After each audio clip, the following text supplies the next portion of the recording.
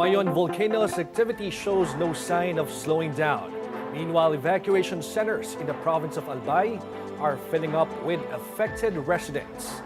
Good morning, I'm Gerg Cahiles sitting in for Attorney Karen Jimeno, and this is At the Forefront.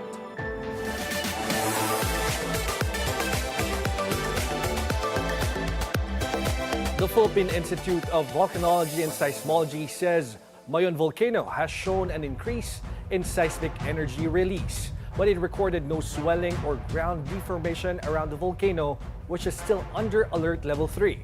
To explain to us what this means and whether Mayon's activity will persist, we are joined in the studio by PHIVOLCS Director Teresito Bacolcol. Good morning, Director. Good morning, sir. Well, firstly, what is the status of Mayon now, and is there any indication that it will erupt anytime soon? Okay, so Mayon Volcano remains very active for now, and with very slow lava extrusion involving a lava dome growth and short lava flow. And we also have rockfalls and pyroclastic density currents. In fact, for the past 24 hours, we recorded 131 rockfall events and 37 pyroclastic density current events. Now, to say if it has already peaked, I think it's too early to tell. But if this is following the 2023 eruption, this would probably take 6 months. It took 6 months, the same activity, effusive eruption, slow release ng lava doon sa edifice ng vulkan. And it took 6 months. So we raised the alert level just last Monday. So 1 week pa lang tayo. So matagal-tagal pa kung yun ang susundang pattern. That's right. All right. But of course, alert level 3 na nga po tayo ngayon, Director. And is an eruption still possible? At anong klaseng eruption po yung pinaghahandaan natin? Well, technically, there's already an eruption. Okay, this is what we call an effusive eruption. Okay, diffusive eruption. Yes, slow release of lava. Slowly. Yes, but if you're talking about explosive eruption, may mga parameters tayong tinitingnan. So right now, hindi pa natin nakikita yon. So isa sa mga tinitingnan natin would be sudden increase in seismic, in volcanic earthquakes. Halos wala tayong nakikitang volcanic earthquakes. Now, in fact, for the past 72 hours, ni isang volcanic earthquake wala tayong naitala. And if we can also see lava fountaining. Right now, as I mentioned, slow release of lava pa lamang doon sa edifice ng vulkan. Kapag meron na tayong like fireworks, like that's what we call lava fountaining, pwede nating i-extend na to alert level 4. Okay. Now, sir, historically, if you can share to us, if there's a diffusive eruption, sir? Effusive, not diffusive. Not diffusive. Effusive eruption. If there's effusive eruption, is there a possibility of an explosive eruption? There is also a possibility. It would start with rockfall events, slow lava extrusion, and then it would change to an explosive eruption. Okay, and it will be very destructive. It would be not destructive, but it's very dangerous kasi it may breach the PDC, which is the permanent danger zone. Like what happened in 2000, umabot yung lava flow beyond the 6-kilometer permanent danger zone. Wow. So baka mas maraming communities ang maapektuhan That's if it right, happens. that's right. Now, alert level 3 po tayo ngayon. What will happen if we raise it to alert level 4? If we raise it to alert level 4, then we may expand the danger zone. Right now, ang pinapa-evacuate natin would be residents residing inside the 6-kilometer permanent danger zone. But if we raise it to alert level 4, we may recommend the expansion of the danger zone from 6 to probably 7 or 8. Medyo malawak-lawak po yun. That's right, that's right. Within different towns and cities of Albay.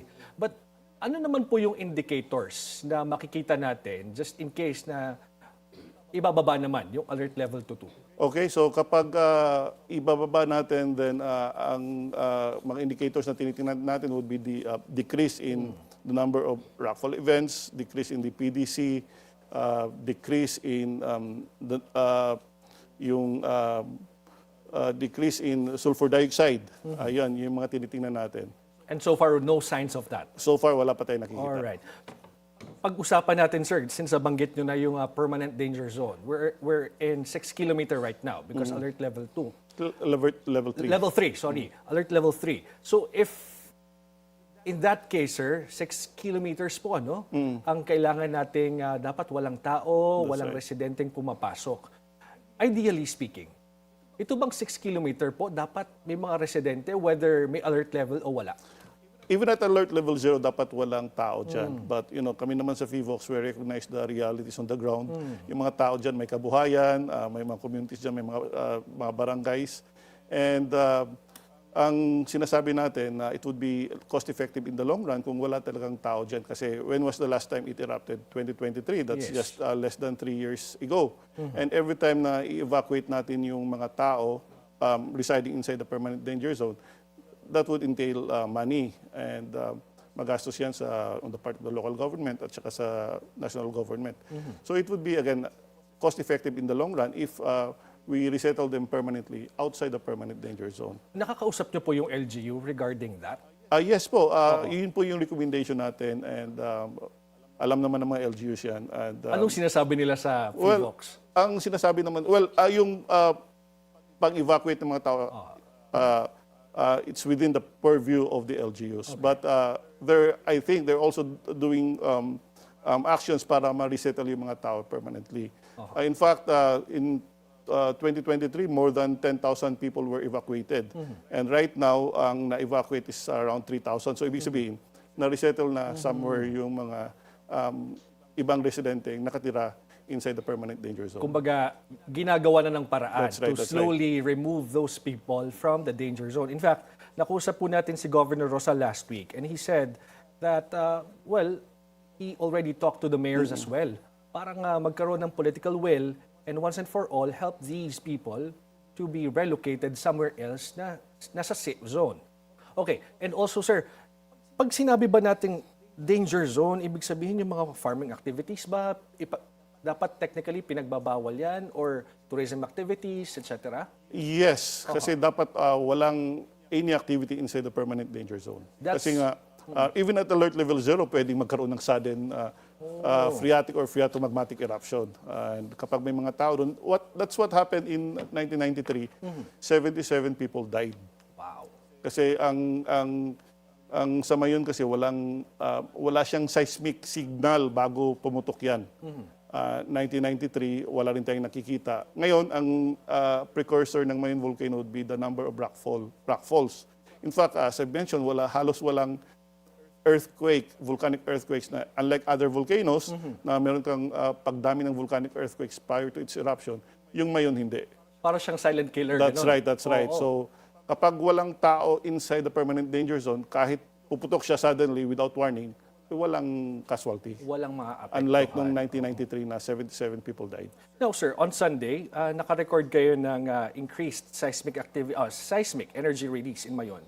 Ano po bang ibig sabihin kapag may increased seismic activity? Yung pag-increase natin ng seismic energy release, it means that there's probably new magma na na-infuse doon sa existing pathway. So there's magmatic intrusion. And ano po yung epekto nun in a general sense?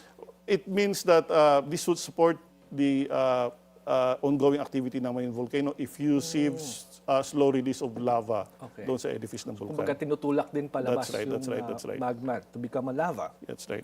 Also on Sunday, sir, sabi niyo po, there's no increase in swelling or ground deformation. Ibig sabihin ba, sir, nag-peak na?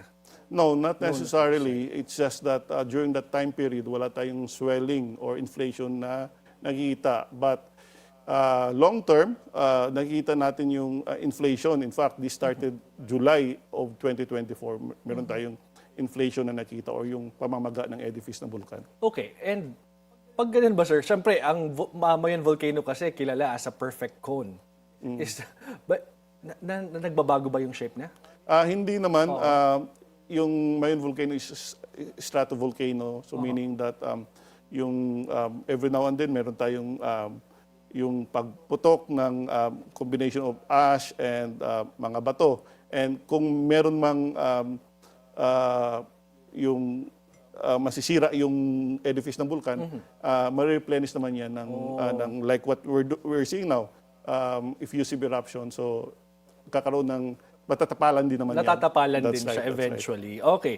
Nung Sunday din po, sinabi ninyo na may increase sa background tremor. Pero hindi volcanic earthquakes.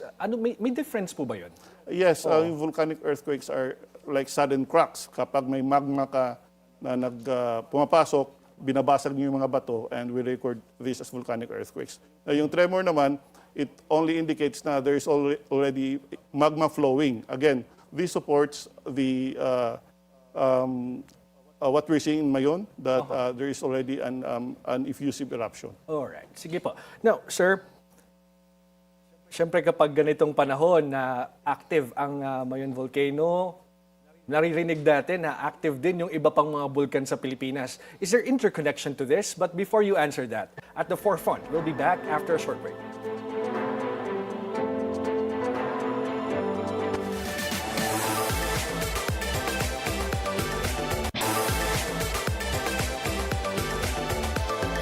We are back at the forefront. We continue our conversation with PHIVOLCS Director Teresito Bacolcol.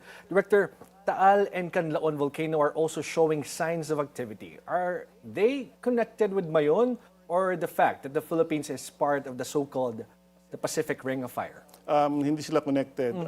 Each volcano has its own magma system. It's just that, again, tama kayo, we're part of the Pacific Ring of Fire, and we have 24 active volcanoes as a result of being part of this Pacific Ring of Fire. And there's always this possibility na out of the 24 active volcanoes, 3 or 4 ang merong kasunod-sunod may restive. In fact, 4 ngayon yung vulkan na may alert levels. We have Taal Volcano Alert Level 1, Bulusan Volcano Alert Level 1, Canlaon Volcano Alert Level 2, and then of course Mayon Alert Level 3. Sir, quickly, pag-usapan lang natin itong mga nangyayari halimbawa sa Taal.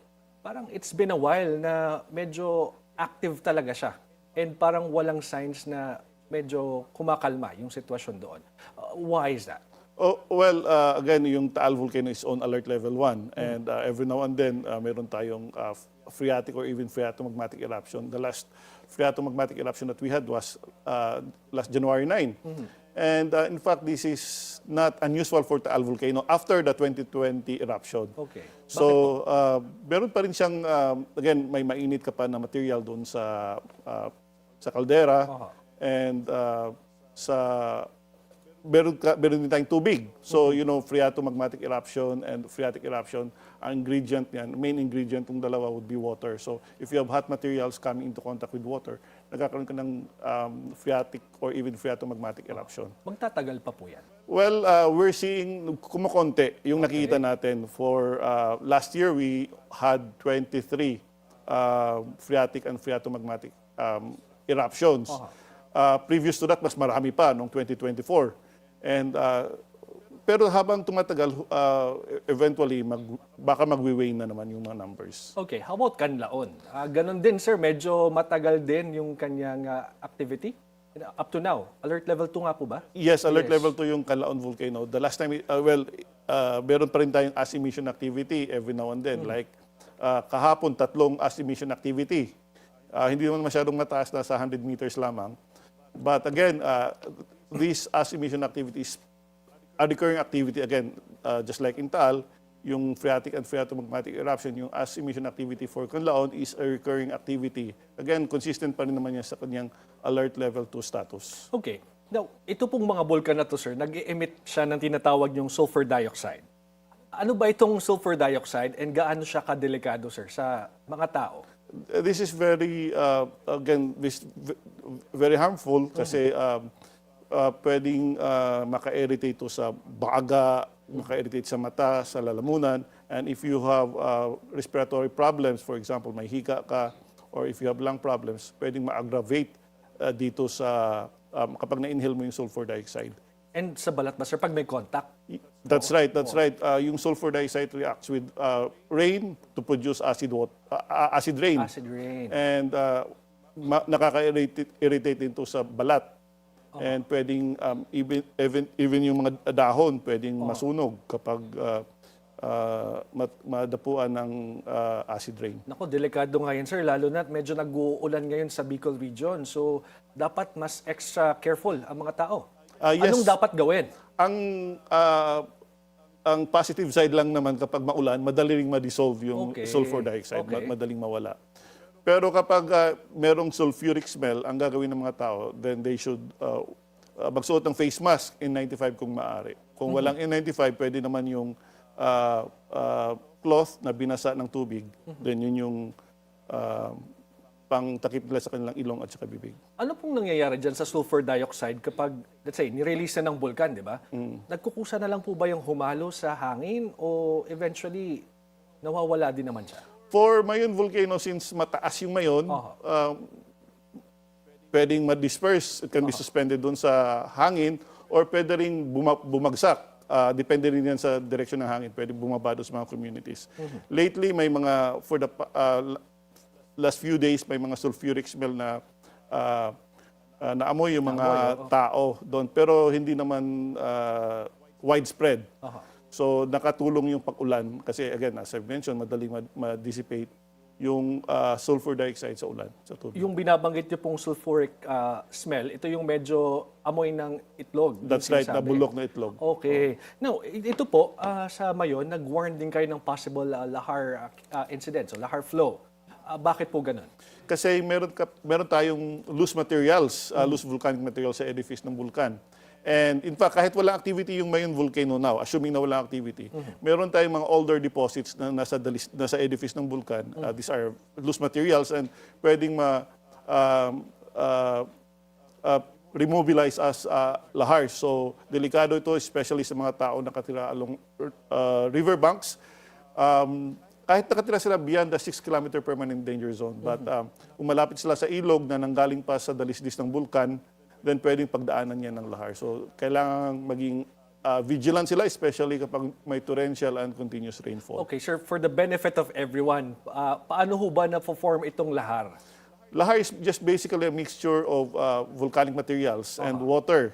And pwede itong dumaan sa mga river channels natin. Ito pala talagang bulkan ay napakaraming hazard na nakapaloob sa kanya. Kaya mabuti na nag-iingat ang lahat. Ano? At importante din na talagang walang tao doon sa mga danger zones. Now, gaano po karami yung mga monitoring stations ninyo dyan sa Mayon? And are they all manned? Ano po bang sitwasyon dyan? Okay, so sa Mayon, most of our stations are unmanned, remote stations yan. Okay. And we have around 16 seismic stations. These are all installed all over Mayon. We also have 11 GPS units, and then meron tayong automatic water stations, meron din tayong tilt meters. And lahat naman nito the data are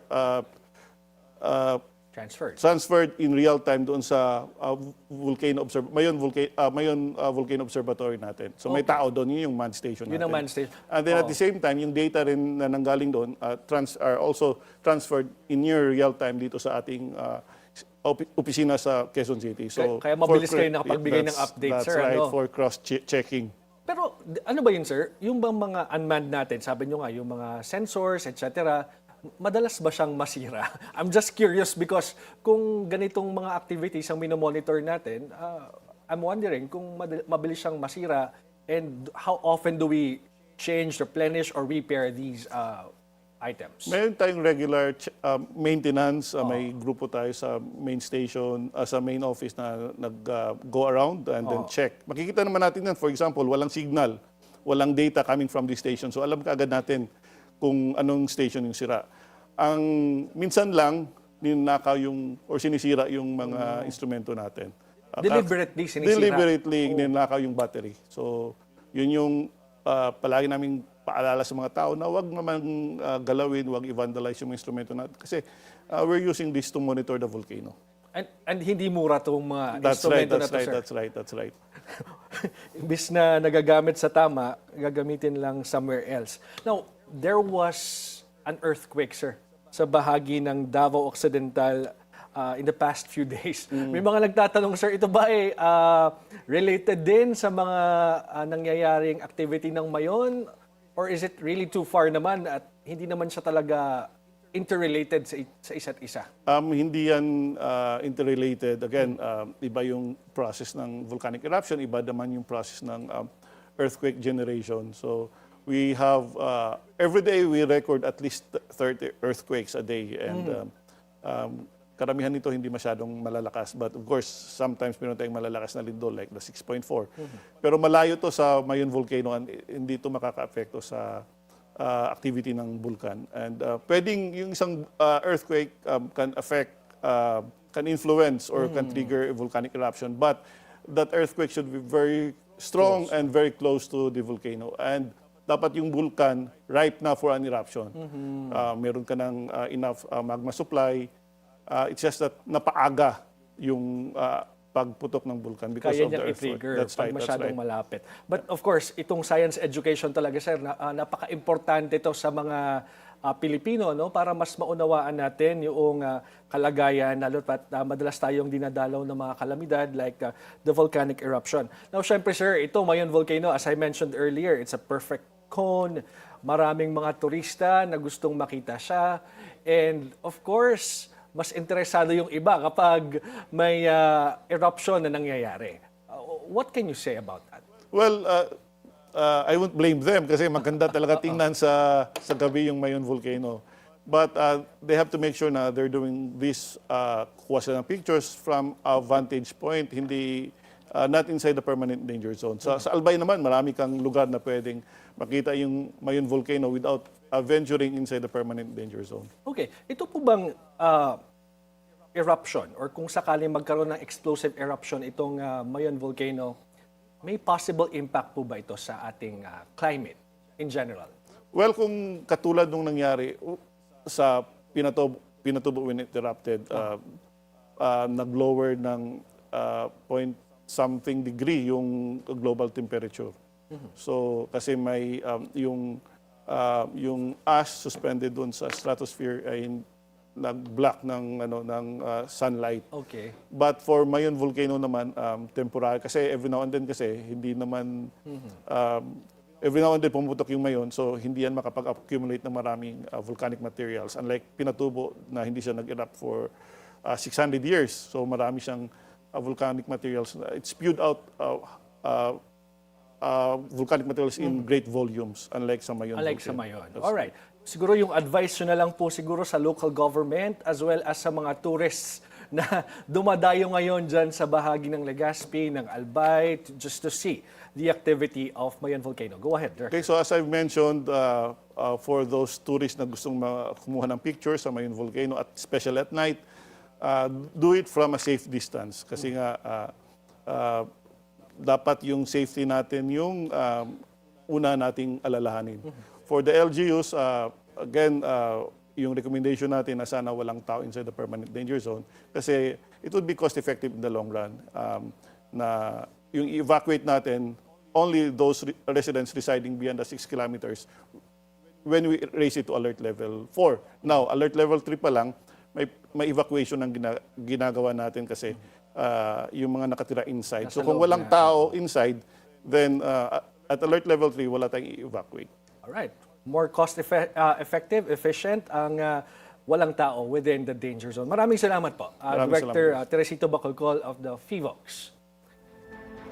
Mayon's activity shows no sign of abating. Experts say it may take time before the volcano comes down. For now, much depends on whether local officials have enough resources to support residents displaced by the calamity. But beyond resources, there must be political will to relocate communities within the danger zone to minimize future damage to property and, more importantly, to save lives. Be informed, be insightful of the news. I'm Gerg Cahiles. Always stay at the forefront.